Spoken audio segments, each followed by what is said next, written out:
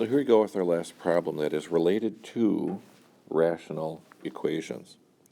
First of all, thinking about the 10 liters of juice we have, if it's 60% juice, we know that 6 liters of it out of the 10 are going to be juice. So this is juice to total. And as we add more juice, let's say we're going to add 1 liter of juice to it, we'd be adding 1 liter to both the juice amount contained in it and to the total. So we're going to be adding the same value. So we can simplify this a little bit by writing 6 plus x over 10 plus x, again varying the amount we would add.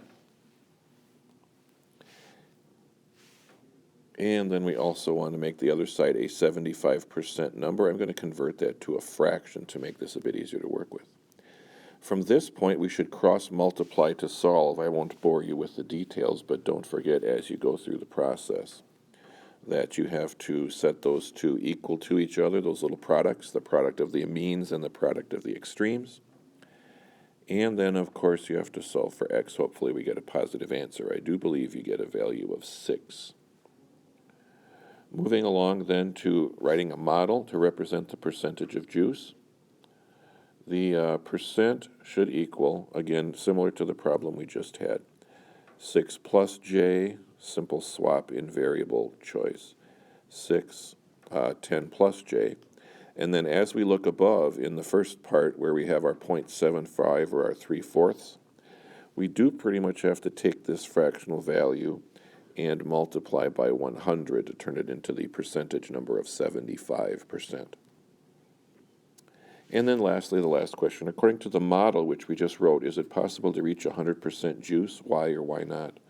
The argument here would be to focus on the 6 plus j part over 10 plus j portion.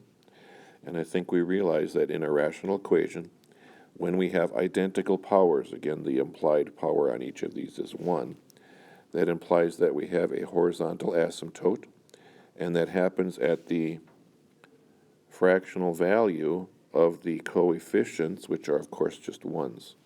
So that would imply that for this graph, there's a horizontal asymptote at 1, which is actually our 100% juice idea. So we do know this graph approaches that value, but never reaches it because of how asymptotes work. So that would be a nice written explanation analyzing the variable degree and talking about horizontal asymptotes.